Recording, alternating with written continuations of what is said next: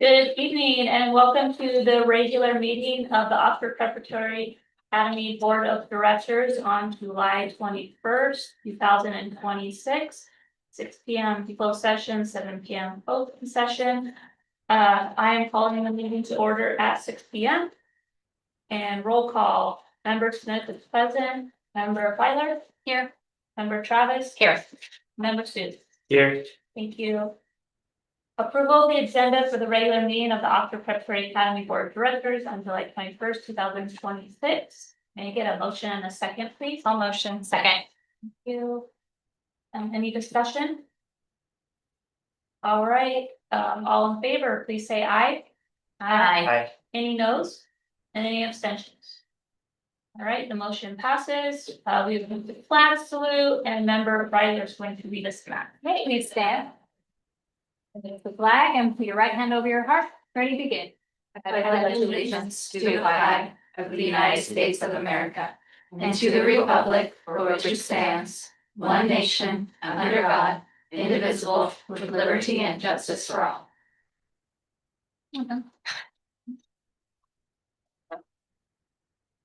All right, community input on closed session agenda items. Members of the public may comment on items listed on the closed session agenda only. The speaker may not relinquish their time to another person. Mrs. Burdette, do we have any comments regarding items listed under closed session? I do not on our form or on email, anything in the chat. No. All right. Closed session for discussion and possible action. A, public employee appointment 54957. B, public employee discipline dismissal release 54957. C, public employee performance evaluation executive director 54957. D, conference with legal counsel anticipated litigation 54956.9, significant exposure to litigation pursuant to subdivision B of section 54956.9, 3 cases.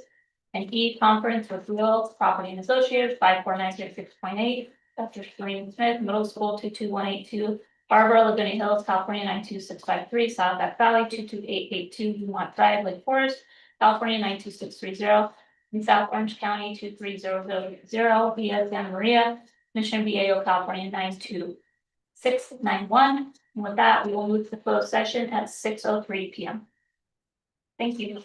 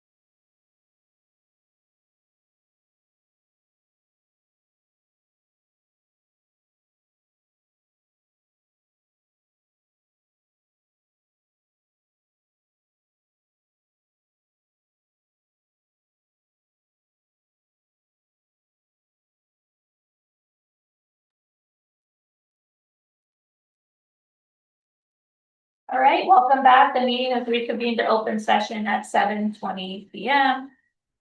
We have no report to share in terms of action taken in closed session.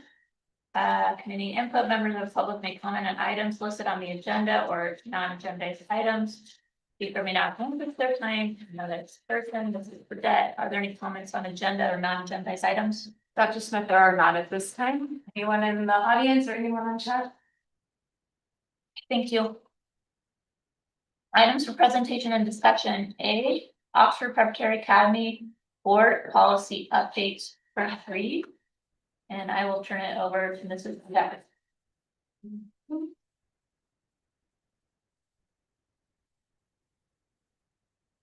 Good evening, President Smith and our members of the board.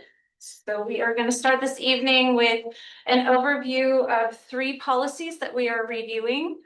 And again, as in the past, these policies are either a replacement, a revision, or an update to a current policy. So I'm going to go through a few. Again, this is just a first read. So at the end of the presentation or after each individual policy, if you have questions or any notes you'd like me to take, I would welcome any input. Nolan, can you just check? Sorry. All right. There we go. Okay, so the first policy we are reviewing this evening is the classroom and school volunteer visitation and removal.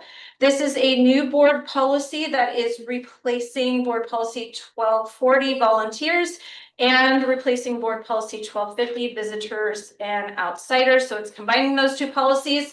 It established requirements and procedures for classroom volunteers and campus visitors to support student safety, confidentiality, and an orderly learning environment.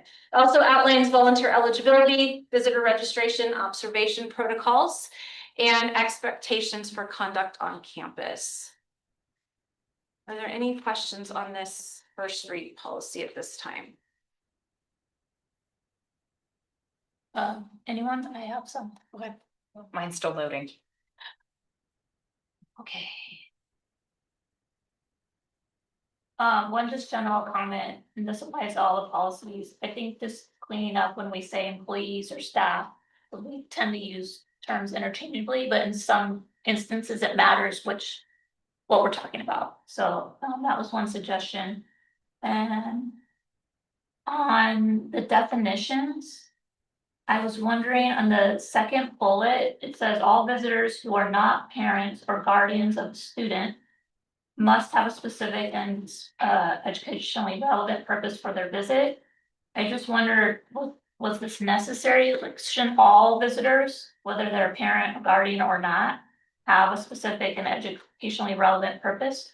So I will again go back and verify this with YMC. However, part of this, when we did ask that question, was to separate the difference between a classroom observation when you had a specific student related to you in the classroom. So you were opting to go in and observe in the classroom versus visiting the campus in the realm of, for example, a school tour. So it was trying to separate out the definition of who was accessing each different environment and what those rules and regulations would apply to. Okay, maybe it's just also updating the way it's written, it could imply that parents and guardians don't have to have a specific purpose to visit. I don't think that's our intent. Volunteering guidelines. It talks about specifically parents and or guardians. Does that guardian term apply to grandparents as well? Because I know they often volunteer in classrooms or an aunt or uncle. If it does not, I think we need to broaden from parent or guardian to family member or whatever is a more general term that could apply.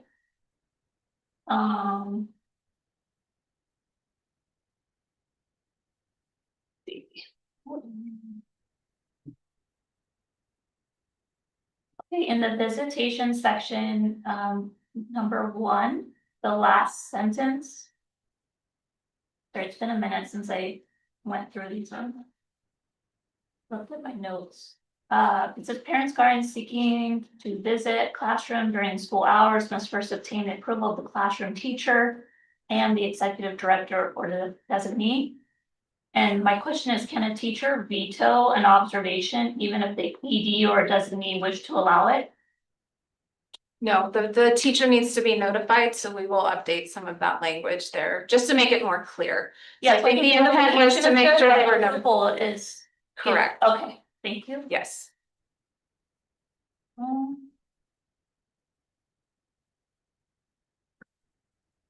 And down in limitations of volunteering or visitation, item 5.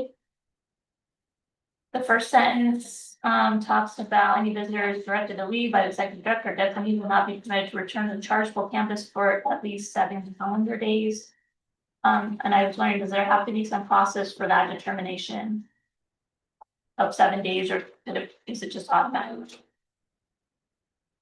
Like, you know, is there same 2 days versus 7 days, and is it being applied equitably in terms of the process for that determination? If we don't have one, I suggest that we get one, some guidelines or criteria. And I think that's all from me. Thank you. Anyone else? In the past, there's been discussions about ages, like can a high schooler volunteer at OPA? This doesn't really address it one way or another, and I know that that's been something that I just think that there needs to be a determination made. I don't really have an opinion one way or another. But I do think there should be, guidelines. And then on a different note, I have the same concern about grandparents, aunts and uncles, because we do have a lot of community family members that are part of OPA that help. Lastly, around kids that are not age appropriate, can they come when they're volunteering? Can they not? Just making sure that's clarified. And then if they're visiting, obviously if a little kid is visiting with, to see the siblings or whatnot, they might still have a school purpose for being there, but just making sure it's clarified, because it says everybody under 21 has to register. I don't know how that will work. So those are my thoughts. Capital is now requiring training about being mandated reporters in order to volunteer. Is that something that we need to require also? So we will revisit that. There is a requirement for the fully cleared volunteers who are working directly with children, and that is written into that side of the policy, but we'll revisit that to see if that's something that needs to be cited in this one. Actually, I had 2 more things. Under section, I think it's under visitation 6. Since we do not serve students 9th through 12th, is that even applicable for us to have that in there? Our recommendation is to leave anything that applies to upper grades in our policy in case of any future additions, but we don't have to at this time because we do not service 9 through 12. So that would be something with the recommendation of the board that we can look into. A lot of the language typically will say 7 through 12. So it's rare to see the 9 through 12. So it's really up to us to make that final decision on how we want to write policies, but most of these are reviewed annually. And then in the past, there's been like training, TB testing, all of that. Is that something that you're gonna want to make sure that it's done on an annual I mean, there's been discussions back and forth on different timelines. Is that something that you're gonna put in the policy as well? It's in number 2. Oh, sorry, I was written. Oh. Yeah, but like how often do they need to? That's the TB. But how often do they need to do it? Because it used to be at OPA that it was every year. Yeah, you go to the Yeah. volunteer meeting. Yeah, and then it changed, but I don't even know what the current standard is. So we'll revisit that to make sure if that's a policy verbiage or something that is more of an implementation policy that we review annually with our visitors. So we'll bring that back for our second read. I have a question. This is more general from my understanding.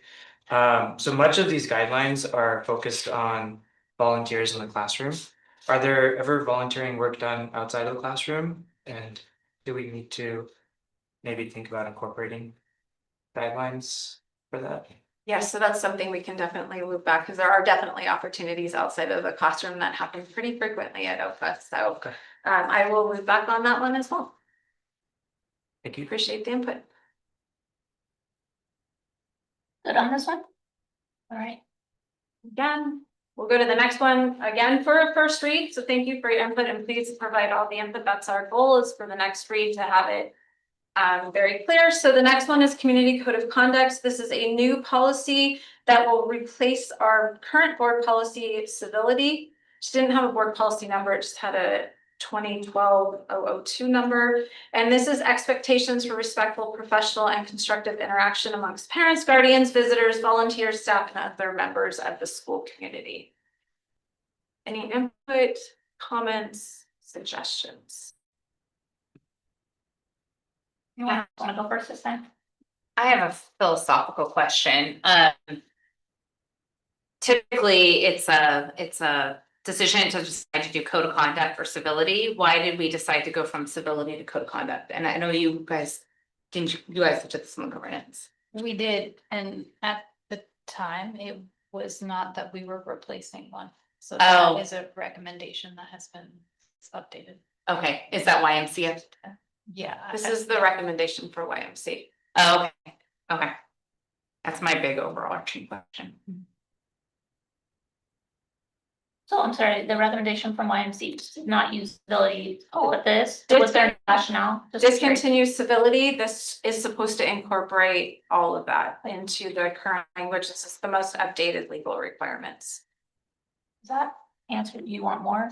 Well, I mean, to me, it's more of a, I mean, we're all about like this, you know, the champion, the citizen, and that was why in my mind, you know, the reason you choose civility is because you want people to be like held to a higher standard. Code of conduct is very much like you must do these things. So that's just my philosophical question. So I just didn't know if there's any thought around it. So that's my 2 cents. If there's any specific conduct or if it's the title of the board policy, we can always loop back. I think we have some flexibility in terms of that. I'm happy to I ask think those questions. the civility one goes actually further into depth of what the standards are than the code of conduct does. And especially for students looking for what's appropriate, it's somewhat ambiguous. And so maybe some further specifics in the code of conduct might be helpful.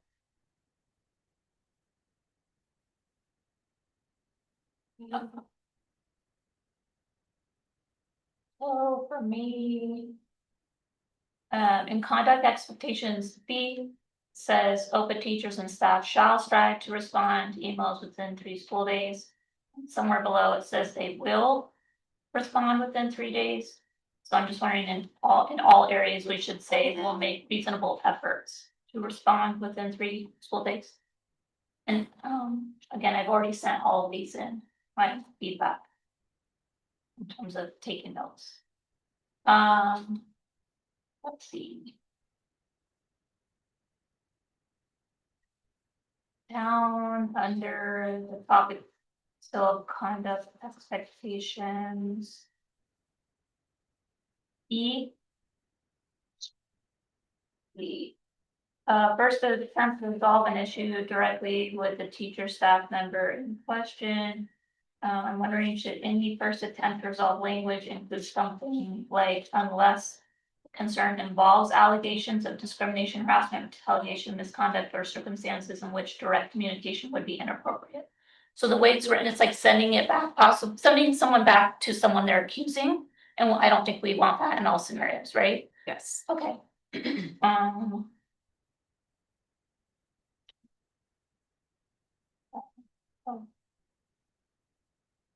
So the last item, number 6.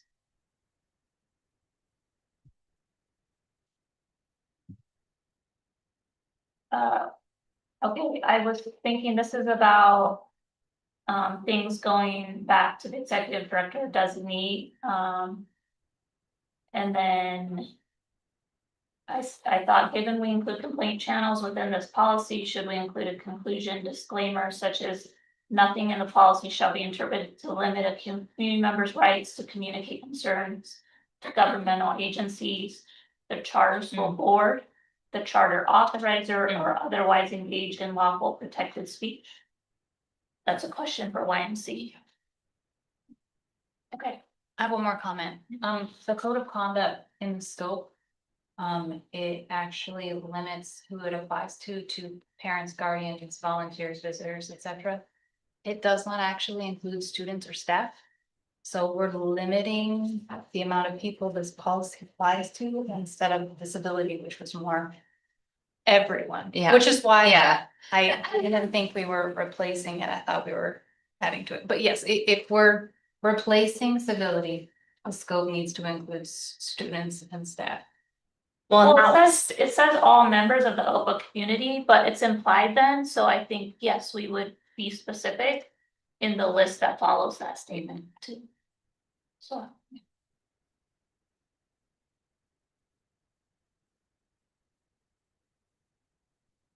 I don't have anything. All right, Thank you. We'll look back Thank with you. all of these questions for sure. All right, and our final one for this evening is school site camera surveillance policy. This is a new board policy that will then discontinue an old policy of campus security and establishes the guidelines for the use of security cameras on our charter school properties. I just have three, let's see. So my question was, does our surveillance video only do video or does it include audio? This video only. Okay, Oh, interesting. and so I wondered then, should the policy state somewhere that we only, our monitoring system records video images only, or do we not want to publicize that? Because of the two-party consent rule in California, I just don't know if we want to be explicit about we're not recording audio unless it's specifically authorized by law or approved by the board.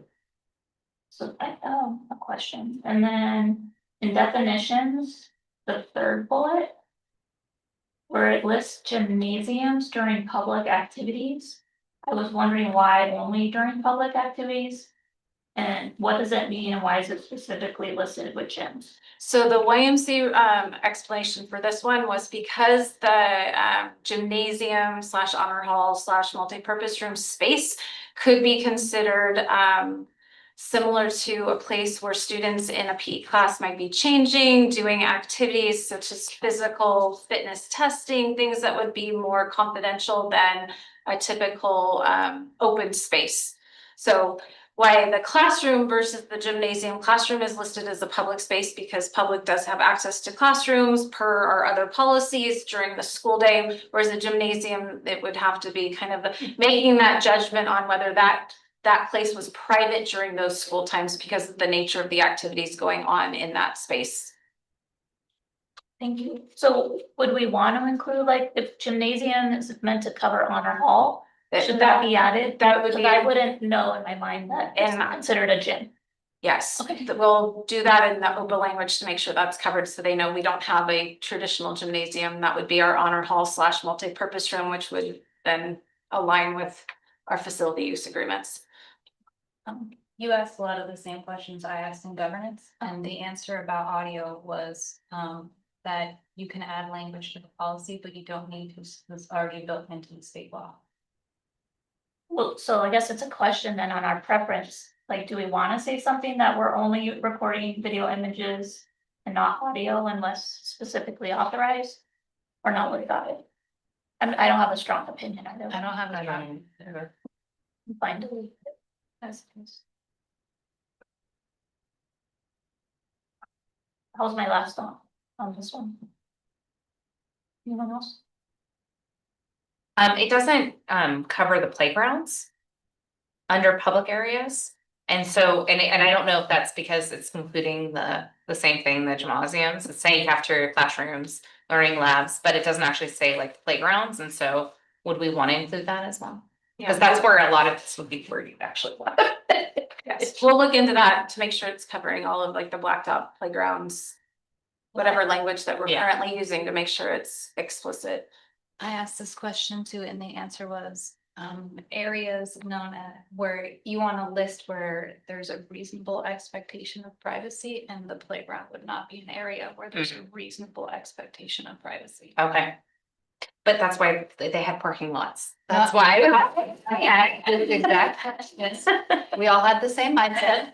It goes back to preference in terms of making Okay. sure we covered our OPA language and other items that might come up if there was a question. Thank you. Talk to YMC about it. So these are the answers I got. Got it. I appreciate you having actually the feedback. Any questions? Okay, thank you. Thank you. Okay, for presentation and discussion, B, charter renewal planning for Office of Academy, South Orange County, and back to you. Yes, thank you again.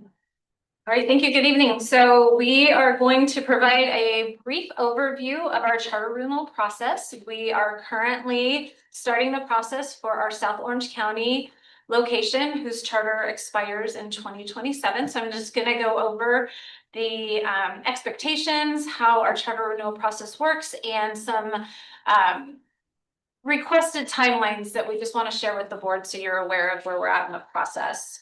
So a brief overview of charter renewal. It's a state required process that allows us to demonstrate that our school continues to meet higher academic, financial, and operational standards. And our OPA South Orange County campus qualifies currently as a high performing charter, having earned green and blue on all California dashboard indicators. And based on this performance, we may be eligible for up to 7 years of a renewal. So our South Orange County campus is authorized through Capo Unified School District. So some of their renewal guidelines are way more than just academics. So they will look at student outcomes, financial stability, governance, educational quality, operational effectiveness, legal compliance, and our overall capacity to carry out our charter successfully. And our renewal petition will address all of these areas with supporting evidence. And then they have, again, major requirements that are required components that will be in our charter petition. They've been in there prior. There are some updated law and governance aspects that will be included, and all of this will be reviewed by our site teams, input from the community, input from staff, and also input from legal guidance. So just a renewal process overview. The renewal petition, again, has to include performance, financial data, governance data. We do, per the Capo requirements, have to bring our petition to our OPA board for approval for submission prior to submission to Capo. Then we do have a timeline of we have to submit our charter petition renewal at least 120 days before the charter expiration. They will hear from staff, families, and community members in a public hearing within 60 days of our submission. And then the authorizing entity will report the findings out to the community within 15 days prior to a final public hearing. And that final board vote will agree within 90 days of submission, which can be extended to 120 days if there's any issues. But then they will do a second public hearing to present the results of that charter petition. So just to kind of streamline what that looks like, this is the recommended timeline that we've been asked. So we would be preparing our renewal petition at this time, July through September. Our goal is to present it to the OPA board at our September board meeting. Then once that petition is approved, we would hope to present it to the Capistrano Unified School District by October 15th so that it can get onto their November board agenda. Between that timeline, they would schedule a site visit, which is also our annual site visit. So we annually have an annual site visit. It would coincide with the same site visit. And then there would be a public hearing at the November board meeting, and then they would have 90 days before the final public hearing. They would have to post the results within 15 days of that public hearing. And then the goal would be to take action by the Capistrano Unified School District Board in the December board meeting. So just kind of, again, so you can see the exact dates. This would be our option one. If we can fast track and we get all of our petition language updated and approved through legal, through our school site committees, and through our board approval target through OPA would be September, submission to Capistrano Unified by October 15th. The renewal site visit would be before their board meeting, which is scheduled for November 19th. The first public hearing would be November 19th, and the final public hearing and vote would be December 17th, where they would report out their findings. If we have any concerns with the timeline and any of the updates to our charter petition, we have a second option, which would be then to aim for our November board meeting with OPA, submitting to Capistrano Unified by December.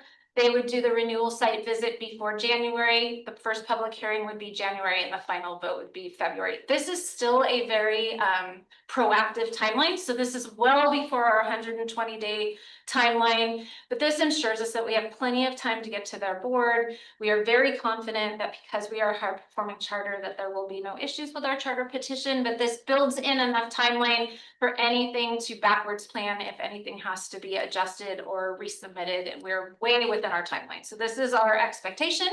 And then we also invite community to participate in this process. So we will be inviting public to attend and speak at the Capistrano Unified Public Hearing on behalf of OPA. They can submit written comments to the Capistrano Unified School District Board, just like any public hearing. And then we will continue to keep our community and the board informed through OPA newsletters, board updates, and our websites. And then we really just encourage our parents, community, and staff to share their positive experiences with OPA as part of our charter petition. So any questions from the board on this process? Thank you very much. Thank you. Okay, items for discussion action. A, election of Oxford Preparatory Academy Board of Directors Officer Secretary. I will make a motion to elect member Sood as the secretary of the Board of Directors. I'll second. And is there any discussion? Do you feel okay about that? Yeah. Motion? Great. With that then, all in favor, please say aye. Aye. Any noes? And any abstentions? Welcome, as the secretary now, of the board. Thank you. Okay, the compensation comparability study for chief operations officer. May I get a motion in a second? I'll motion. I'll second. And, the motion is to approve. Yes. Correct? Thank you. Any discussion or questions? All right, all in favor, please say aye. Aye. Any noes? Any abstentions? Motion carried. All right, board president required oral report regarding compensation for chief operations officer position. Tonight, I am sharing a summary of the compensation comparability study done for the chief operations officer. To begin, it is important to note that IRS rules strictly require fair and reasonable compensation for nonprofit executives. When evaluating reasonableness, the IRS considers compensation broadly. This means they look not only at base salary, but also at the total value of non-fixed compensation, such as incentives or bonuses, and all associated benefits. To ensure full compliance, we conducted a comprehensive review and comparison of total compensation levels received by educational leaders across a sampling of 7 charter schools in Southern California. Our data sourcing and methodology were structured as follows. Compensation figures are from the state controller's office or from the Internal Revenue Service for the 2024 calendar or fiscal years, which is the most recent available data. Student enrollment figures are from the California School Dashboard for the 2025 calendar year. Chief Operating Officer of Oxford Preparatory Academy assists with the oversight of 3 charter schools in Orange County with a total population of approximately 1,764 students. The study compared salary packages of similarly situated public school leaders. The 7 charter schools surveyed in the summary have an average population of approximately 1,790 students. Based on the sampled educational leaders, the range of base salary is from $143,619 to $220,544.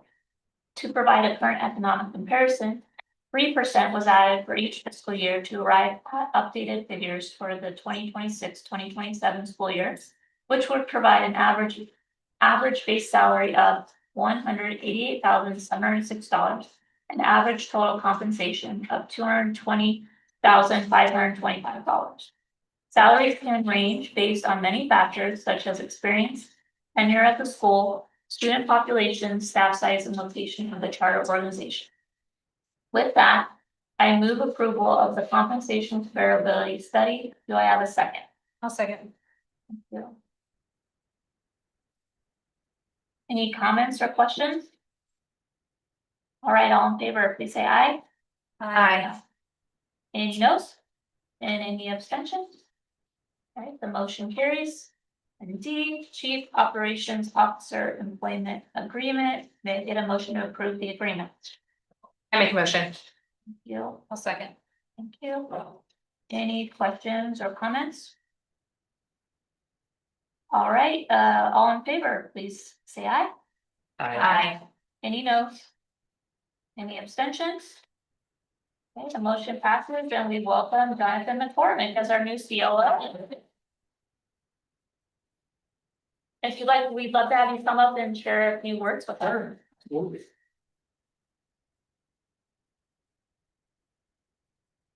Well, good evening, members of the board and audience here and fellow staff members. I'm very excited to be a part of the OPA team. From the very minute that I started researching and getting to know OPA, the values that you guys have, I immediately felt a connection. And so for me to be able to be a part of that, help build the team and continue what I believe is a very positive legacy here at OPA is a really exciting thing. Also, as a father of 4 kids, education has become an increasingly important topic. And so I'm excited to be able to use my skills, talents, and experience to help further something like education with a, renewed focus of, father's perspective. And so, again, I'm very excited. I appreciate you guys entrusting me. This is a very big deal. And so I look forward to hopefully meeting all your expectations and bringing us to the next level. Thank you. Thank you. By the way, I am tracking, you're already wearing OPA teal, so we're off to a good start. Your first.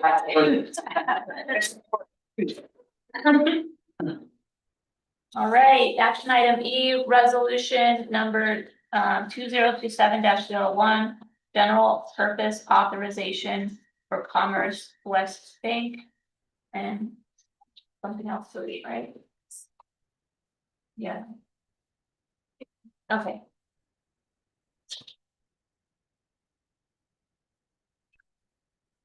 Okay, sorry, I'm gonna start turning this over. I'm sorry, I missed my first few already. So Ms. Burnett, would you please introduce this?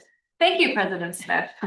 Before the board tonight is resolution number 2701. Oxford Preparatory Academy maintains its primary corporate depository and operational accounts with Commerce West Bank.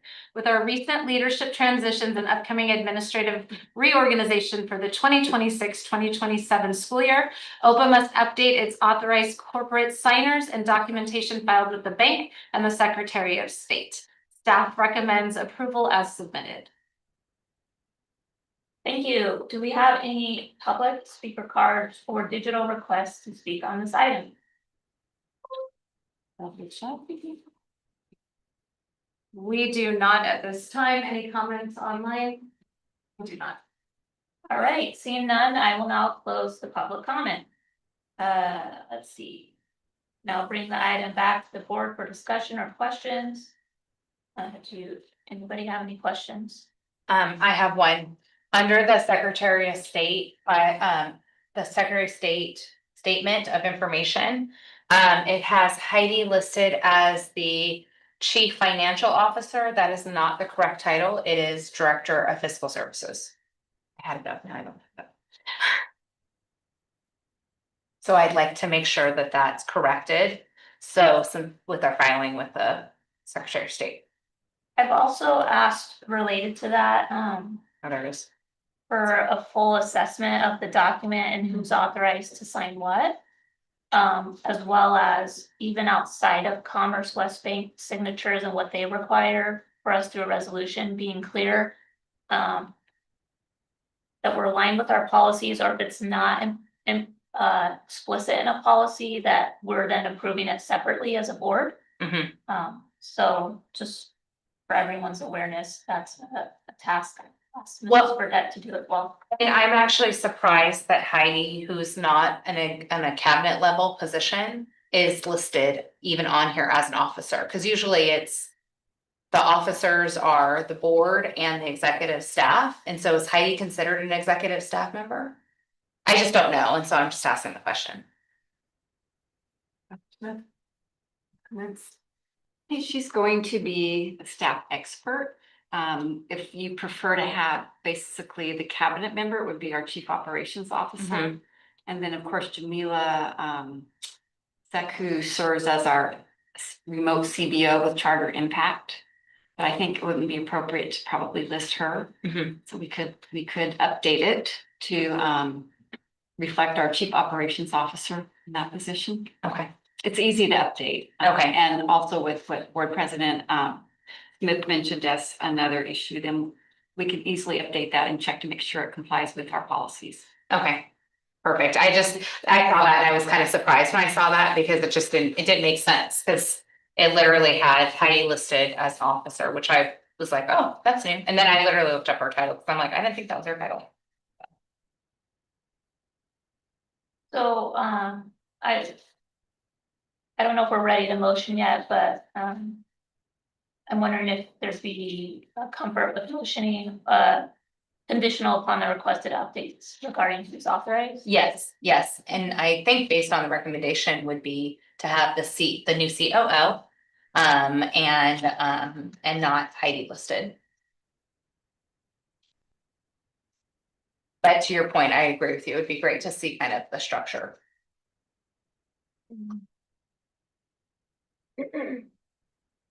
Okay. Any other, comments or questions? Okay, so I'm gonna make a motion to approve, conditional upon the requested updates regarding who's authorized to sign and minimally updating, from the director of fiscal to the chief operations officer. And may I get a second? A second. Okay.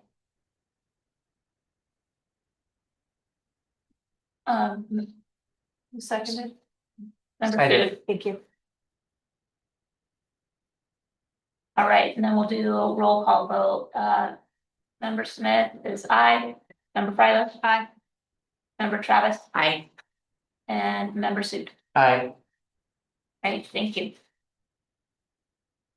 Before I say anything, I mean, we'll go. Okay, we will now move to F. Yeah, okay, on the agenda. Consideration and possible action to adopt resolution number 2027. Is it 2027-02 plus my script? So it's on. Oh, yes. 2027-02. Oh, thank you, 2027-02 regarding authorized signatories for Commonwealth Bank. I will turn the floor over to Ms. Fredette to preside. Thank you, President Smith. Again, before the board tonight is resolution number 2027-02. This resolution updates the authorized signatures and approval for the extension of the Commerce West Bank $2 million line of credit, which provides Oxford Preparatory Academy with a backstop for economic uncertainties. Staff recommends approval as submitted. Thank you. Do we have any public speaker cards or digital requests to speak on this item? We do not at this time. Is there anything online in the chat? No, there is not. President Smith. Right, thank you. With that, I will then close public comment. And then I'll now bring the item back to the board for discussion or questions. Any discussion or questions? All right, then can I get a motion to approve this resolution? Motion. Thank you. A second. A second. Thank you. Well, I can't just write AS anymore. No. Now there's two of us. Just realized. Okay. With that, we'll move to roll call vote. Member Smith is aye. Member Fryler? Aye. Member Travis? I, And member Sue? Aye. Thank you. Right, the resolution. Read. All right, G, board policy 5113.1, attendance and truancy. This is our second read. For that, do you have anything you wanna? I don't, at this time, we have taken into all of the policy, any additional YMC questions, any input from the board, so the administration does recommend the approval of action item G at this time. Can I get a motion to approve in a second? I make a motion. I'll second. Any questions or comments? All right, all in favor, please say aye. Any noes? And any abstentions? Motion passes. Item H, board policy 5144.1, suspension and expulsion policy and procedures, second read. Mrs. Burdette, any update on this one? Just again, we have taken into consideration all board recommendations and YMC updates. Everything has been updated to meet legal compliance at this time on this item. The administration recommends the board of directors approve this action item. Thank you. All right, may I get a motion in a second? I'll motion. I'll second. Thank you. Any comments or discussion? All right, all in favor, please say aye. Aye. Any noes? Any abstentions? Motion passes. I, board policy 6164.5, special education, second read. You, Same comments at this time. Everything has been updated. thank you. May I get a motion in a second? I'll motion. I'll second. Thank you. Any other comments or just questions? Okay, all in favor, please say aye. Aye. Any noes? Any abstentions? Motion passes. J, amended board meeting schedule for 2026-27. Mrs. Burdette? So again, based on new makeup of our board of directors and input from the board of directors, we have brought forth a revised option for board meeting schedule to meet the needs of all of our board members. So we open it up to discussion for any comments or considerations and turn it back over to President Smith at this time. All right, may I get a motion in a second? I motion. I'll second. Okay, I do have a comment and a question for my board mates. So as part of this, we also need to select a date for board planning and training session. So I hate to use up a lot of public time in doing that, but I think it would be good now. I'd love to aim for latter August or first part of September. So I don't know within those 3 or 4 weeks, there's a Saturday. That potentially I'll do.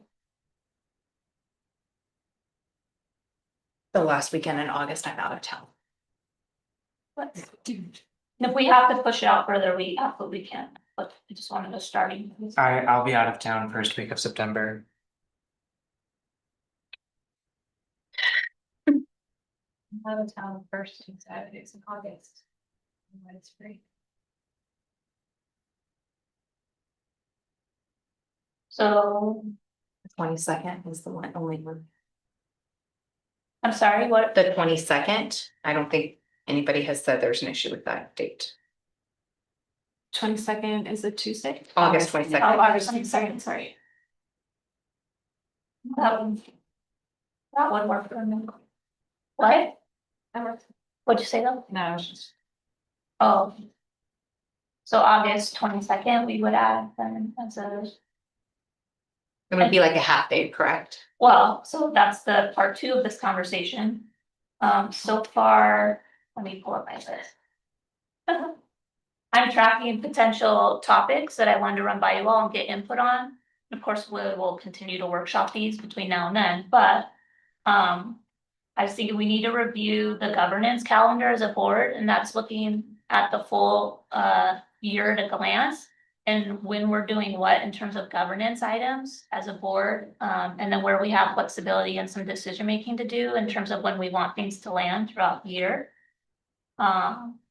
We also need to have a discussion on our committees to look at the focus of each committee, potentially set new goals for 26-27, and then also potentially redo member assignments. There's annual Brown Act training we could fit into this instead of doing it Did you find out that's okay? Yes, that is Okay. correct. 2 hours at a board meeting. Was that the 2 hour training, if you remember, and it was exhausting when we did it at night, so we have the option to fit it in during this. Then the last thing is a budget workshop from Charter Impact, which again, we could also do at an other board meeting, but could also fit it in as part of this. How long would a budget work? Chart impact. Families. I believe it's around 30 minutes. Probably a little more. A little more. We can also have her structure it to fit any time frame, depending on our needs. Just curious if we were in another 2 hour thing. No. Right, yes. My understanding is less than an hour, but Okay. we were gearing it at an initial board meeting to closer to 30 to 40 minutes. And actually, the Brown Act training usually do know the ethics training with it too, remember? Yeah, there So would be it's a bunch. more, yeah, so it's usually like 2.5 now. Well, so would we rather do that on the Saturday or stay late on one of our other meeting nights? Saturday, but. I'd rather stay late. But the other thing to factor in is we still are waiting on one board mate that is gonna need that training as well. But they can also do it independently. they I can. don't, we should hold up the rest of Yeah. our training if we're not here yet. But that's a good point. They will need to do it. When does the training, when do we have to redo the training? Yearly. Yearly? So we So I- now, so we like just I- started July, so now we just started to do it. Oh. So it's July to June, So you anytime. get to. Got it. Okay. And President Smith, it could be something we re-verify, but we were given direction that the ethics training can be every other year, other Oh. than brand new. Board members have to do it when they come on board. So the Brown Act is annual, so it depends on any of our bylaw languages. And so I haven't found it specifically, but I'll continue to look to verify that for you. So 1, 2, 4. So, I don't know, I'm eyeballing it here, like maybe a 6 hour session. So that would be with a meal.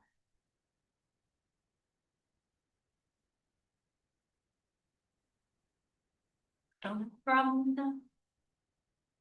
Yeah, same. Okay, and I don't have a problem with it either. So are we, I hate giving up my Saturdays. I But it's okay.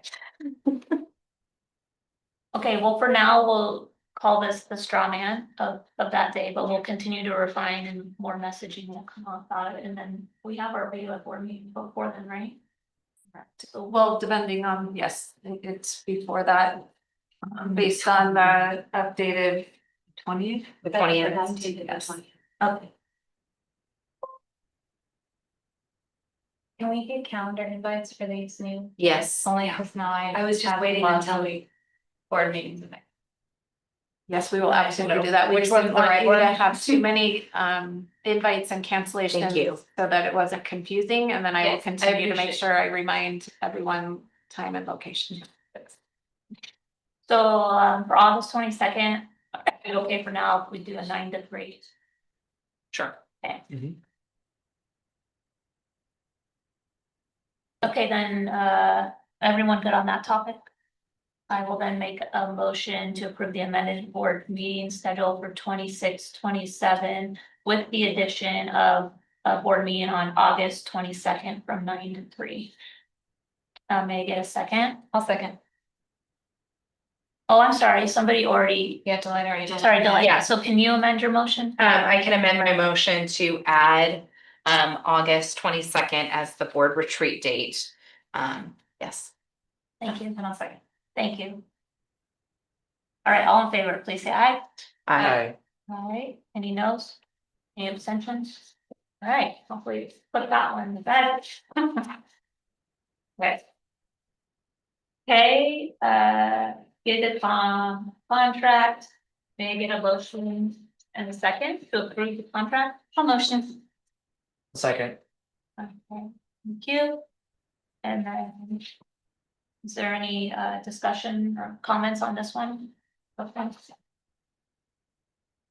All right. I think Oh, I just wanted to make sure I'm understanding like the division of labor properly. that GigaCom is doing the implementation, the onboarding, and then CrowdStrike will be the one who's doing the active monitoring, performing the 24/7 services. Correct. And yeah, just wanted to. That is correct. Okay, That's exactly. okay, great. Do you have anything else you want to share with us? No, I just made notes in case somebody questions. Oh. That's exactly right. Okay, great, thank you. Okay, all in favor, please say aye. Aye. Any noes? Any abstentions? Okay, the motion passes. L, declaration of need for fully qualified educators for 2026, 2022. May I get a motion to approve the next second? A motion. I'll second. Okay. Is there any information about this one? Or questions, discussion? All right, all in favor, please say aye. Aye. Any noes? Any abstentions? Motion passes. M, A on Oxford Preparatory Academy interns and eligible for fiscal year 2026, 2027. Get a motion to approve, in a second. A motion. I'll second. All right, any questions or comments? All right, all in favor, please say aye. Aye. Any noes? Any abstentions? All right, motion passes. Items for consent are voted on by the board in one motion and one vote. No discussion of these items prior to the vote. Unless a member of the board or staff requests specific items to be pulled from consent or making a motion, would any member like to pull an item from the consent calendar? Will be 15. B15.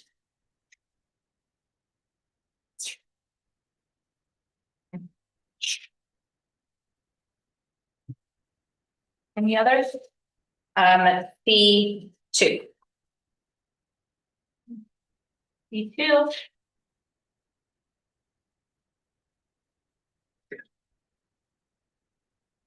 Okay. Anything else? All right, may I get a motion to approve the consent calendar less items B15 and C2 I make a motion. in a second? I'll second. Thank you. All right, all in favor, please say aye. Aye. Any noes? And any abstentions? Any opposed? Come back to B15.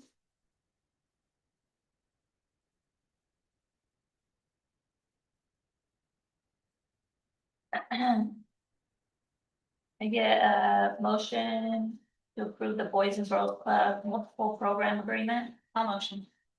And a second, I can second. All right, questions, discussion? I just want to clarify for the public. What are the fees OPA is paying for both of these contracts? Specifically the summertime fees.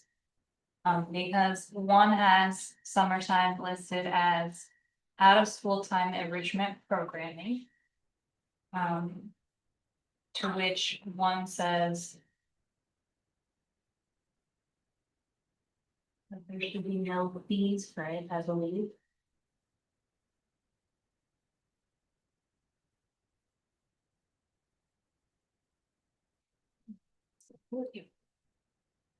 Yes, no fee shall be charged to Oxford for facility for out of time school time enrichment program. And the other one says that we are paying fees.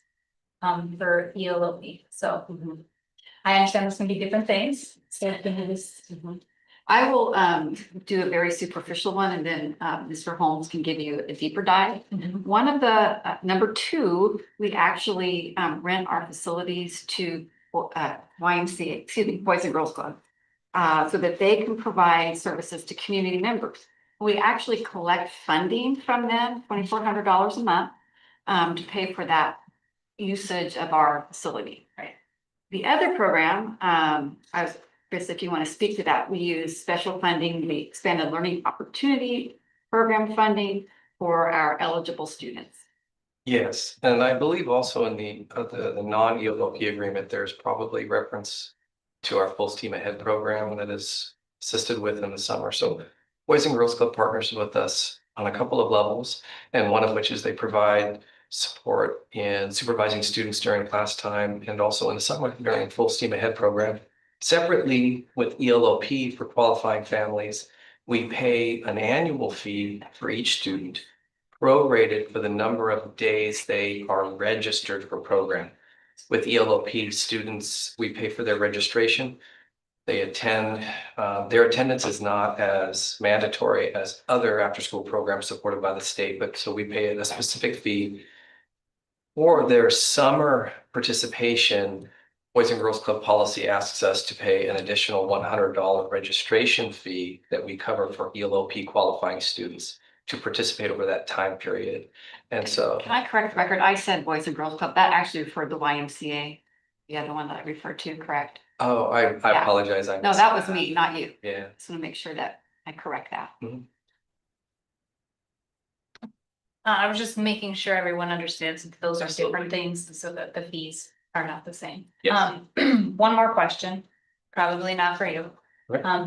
One of these offers, a discount for our staff, which is great. But that's the contractor giving them the discount, not us, correct? Correct, yes. So it is a 50% discount to OPA staff.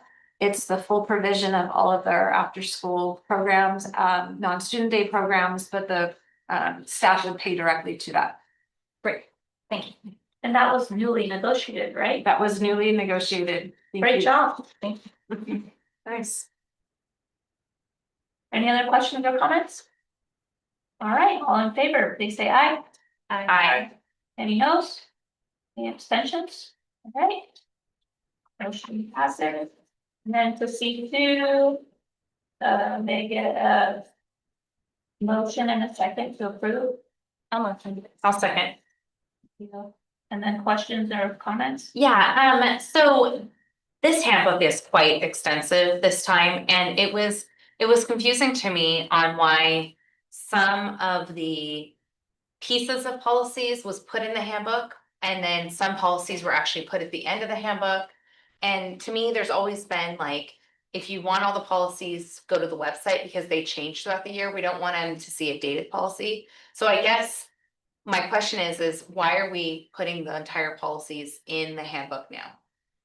So this current version of the handbooks was recommended by Yeah. YMC to be part of our annual notices, so to be all encompassing, so one document would be distributed to families. Okay, And then the traditional version of the handbook that would go into the Yeah. student planners, we would take the modified version, which is the simplified version that doesn't have all the board policies, and that component would go into our student planners for the basic information. okay, There are some redundancies because some things need to be in the handbook language.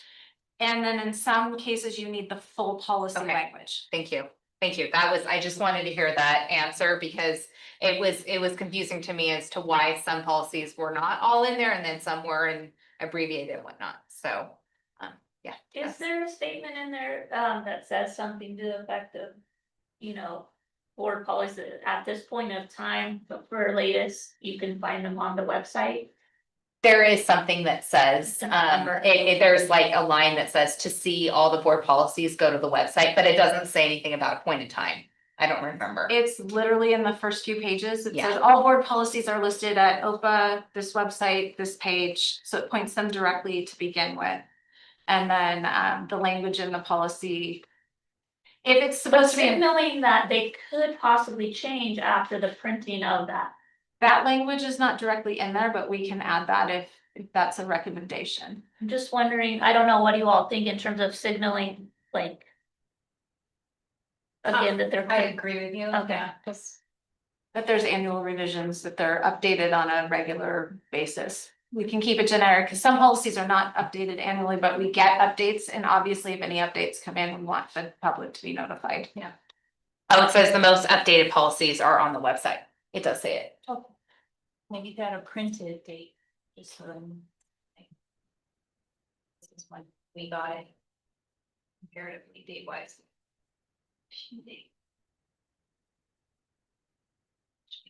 we'll look at some language for that. And all updates and revisions of board policies are documented right on the policy and posted on the website as well. Yeah. Yes, thank you. Thank you. On the website, do we have a last updated date on those? Says at the bottom of each. Yes, sir. It'll either say adopted if it's a new policy or a revision date. And we're working to go through and triple check that everything has been updated and everything that's been board approved is updated on the website.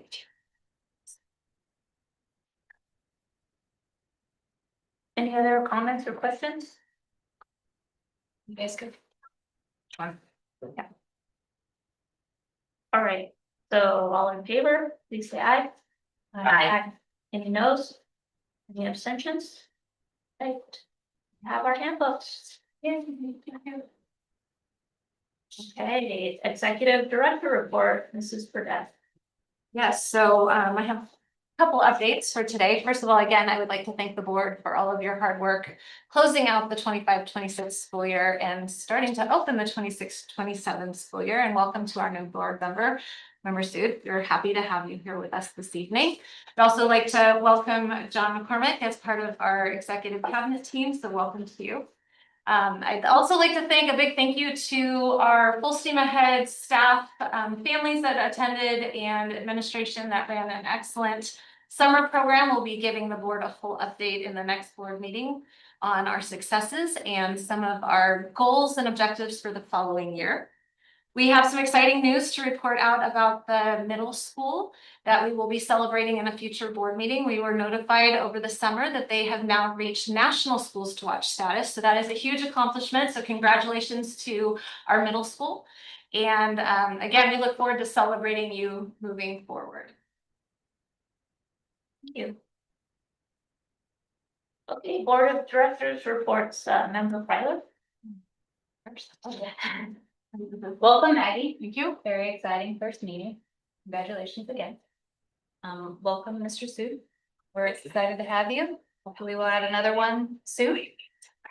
Welcome, Mr. McCormick. Congratulations. Look forward to working with you. And then I'm looking forward to all the exciting things coming in the fall, but it's still July, so let's just simmer down. All right. Thank you, Member Travis. I would ditto everything that she said. So welcome to everybody. It's great to have everybody, all the new faces, and thank you to everybody for all the hard work you're doing this summer. A lot of people don't realize how much schools actually do in the summer. So appreciate everything that's happening now to kind of set up the school year for next year. All right, Member Sue. Yeah, likewise, I want to echo what my fellow board members have said. You know, I'm honored to be here tonight and I'm grateful to be part of this fantastic community. Welcome, Mr. McCormick. And yeah, I think that's it. Thank you. All right, raise yourselves. I'm just kidding. Very brief. So some of my report includes things I've been up to. So I participated in the Chief Operations Officer final interview and can attest that the end of the process was conducted rigorously and fairly. So welcome again, Mr. McCormick. Also participated with Member Travis in our finance committee. In those committees monthly, we review all the check, the card, and PO registers. In this last meeting, we also evaluated progress on our 25-26 committee goals and drafted recommendations for 26-27 goals. And then similar to what's already been stated, just generally speaking, I've witnessed a tremendous amount of work occurring, happening, you know, from summer school to facilities updates, and I truly thank staff for their continued contributions and dedication. So with that, we are going to recess back to close at 8:23 p.m. Thank you.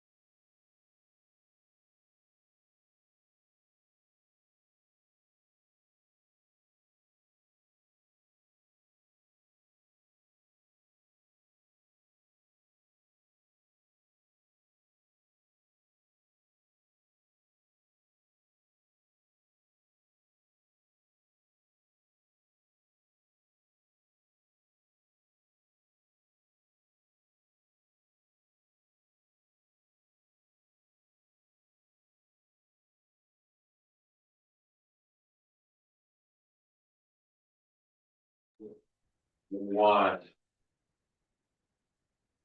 Welcome back. The meeting is reconvened to open session at 10:02 p.m. There was no action taken in closed session. Adjournment is recommended that the board adjourn the regular meeting of the Oxford Preparatory County Board of Directors on July 21st, 2026. And get a motion and a second. I'll motion. I'll second. You. All in favor, please say aye. Aye. Any noes? Any abstention? All right, the meeting is adjourned at 10:02 p.m. Thank you. Okay.